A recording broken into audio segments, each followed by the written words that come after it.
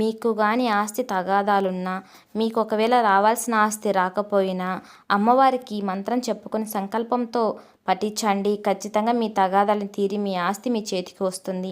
అంతేకాదు భూమి లేని వాళ్ళు ఇబ్బంది పడుతున్నా, ఒకవేళ మాకు స్థలం కొనుక్కోవాలని కానీ మాకు ఖచ్చితంగా కుదరటం లేదు, ఏదో ఒక అడ్డొస్తూ ఉంది, మాకు ఆ డబ్బులని మేము స్థలం కొనుక్కోలేకపోతున్నాం అనుకున్న వాళ్ళైతే అమ్మవారికి సంకల్పం చెప్పుకొని ఈ మంత్రాన్ని పఠించండి. పఠించిన తర్వాత అమ్మవారికి నైవేద్యంగా పానకం అయితే ఖచ్చితంగా పెట్టండి.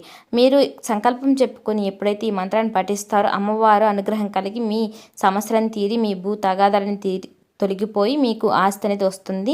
మీరు సొంత స్థలం అనేది కొనుక్కు ఇల్లు అనేది కట్టుకోగలుగుతారు.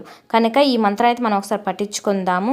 ఓం నమో భగవతే వారాహ రూపిణ్యై చతుర్దశి భువనాధిపాయై వారాహై భూపతిత్వం మే దేహి దేహి దాపయ స్వాహ అంటూ ఈ మంత్రాన్ని పఠించండి.